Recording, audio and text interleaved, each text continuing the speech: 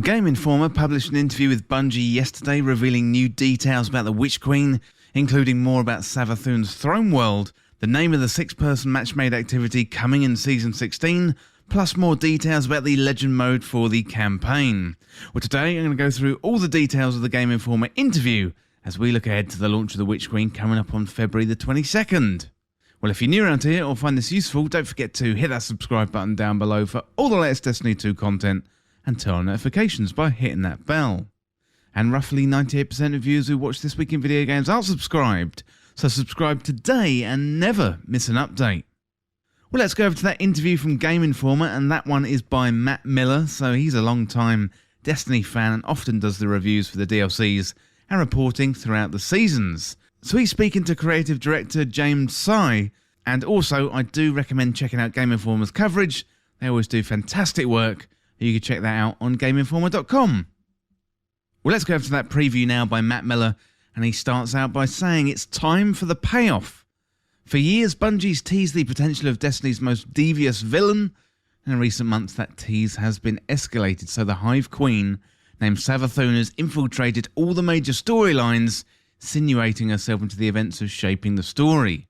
Well, now, at long last, the Witch Queen's trap is sprung, as she co-opts humanity's most precious resource, the light that gives power to its guardians, and uses that power to make deathless warriors of her own. Well, with the Witch Queen, Bungie is betting big on a narrative twist that's been in the making for a long time, and using that storytelling moment to push forward new twists on the long-established gameplay model, including a dramatic move towards playstyle customization for players. Well, on the eve of the expansion's release, we spoke to the project's creative director and got the scoop on what long-time players, lapsed guardians return to the fold, and even newcomers can expect to discover in the next few months. Well, the villain, Savathun, the most cunning Hive foe we've ever had, is front and centre, says creative director James Sy.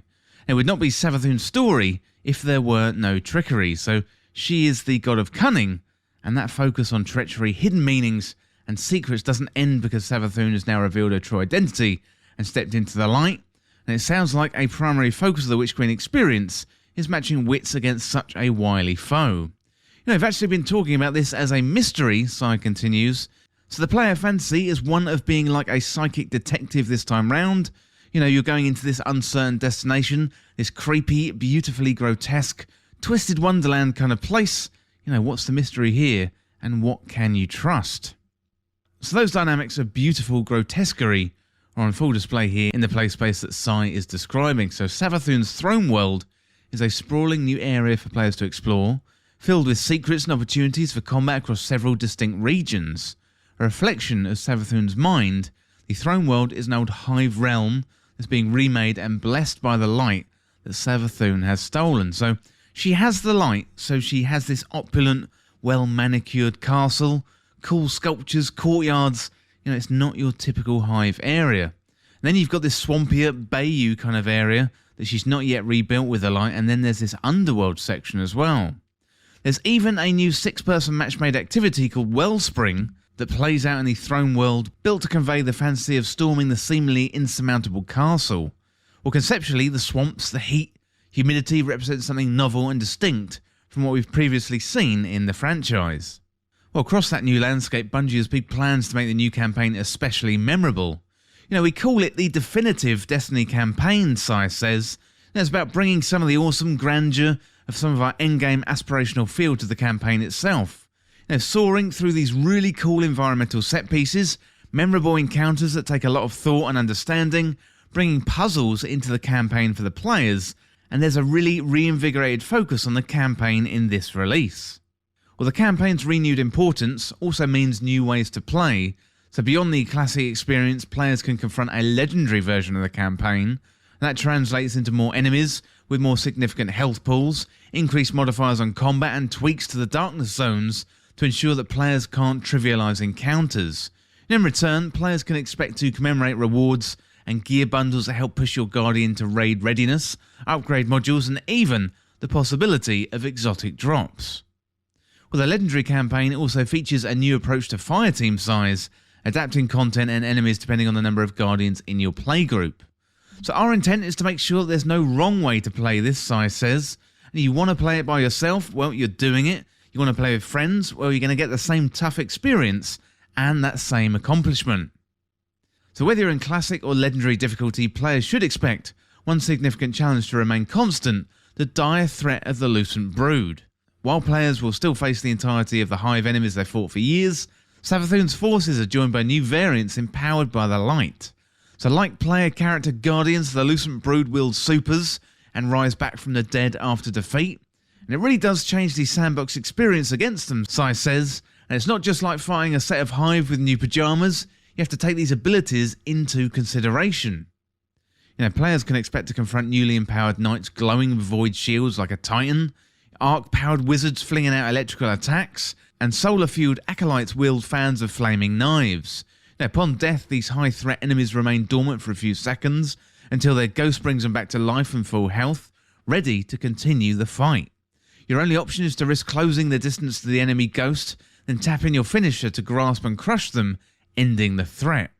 So meanwhile, more standard hive enemies will get powered up by moths that infuse them with the light.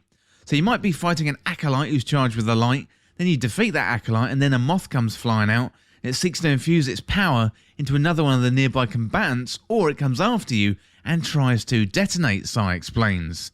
Add up the implications and battles against the Lucent Brood, and it aims for a high intensity encounter that requires close-up confrontations to end the fight definitively.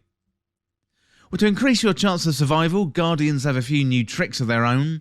So the glaive appears in both exotic and legendary varieties, and acts as a combo melee and ranged weapon with significant potential for destruction.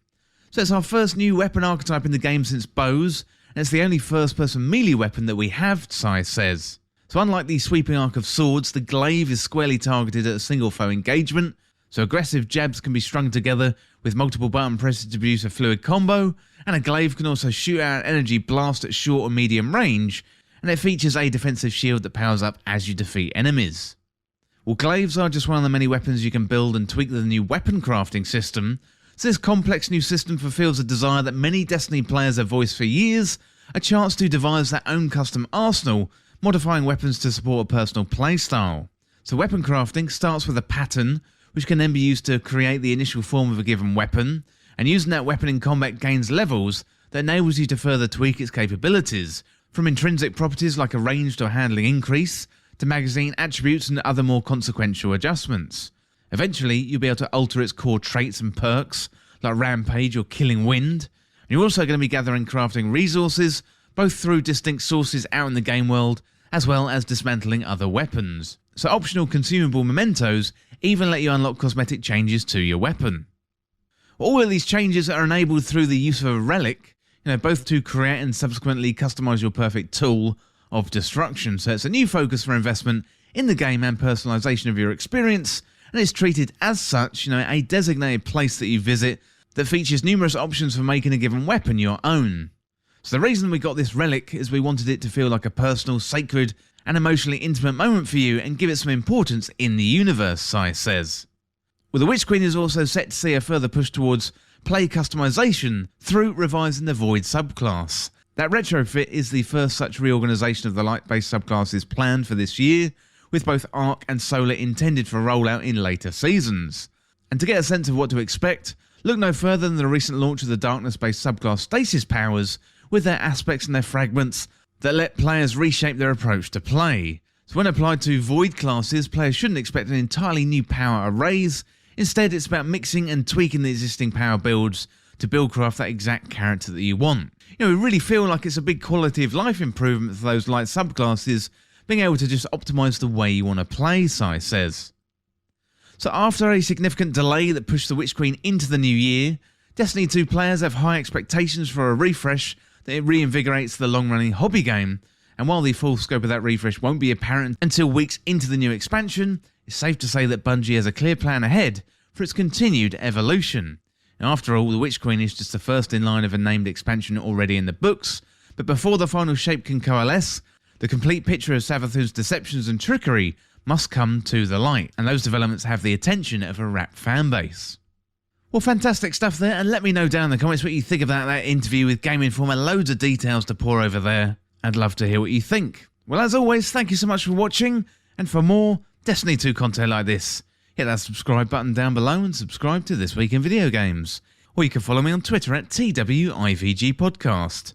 If you enjoyed this video and found it useful, liking and sharing the video would really help me out. Otherwise, check out the other videos on the channel. Well, thanks again, and I'll see you soon.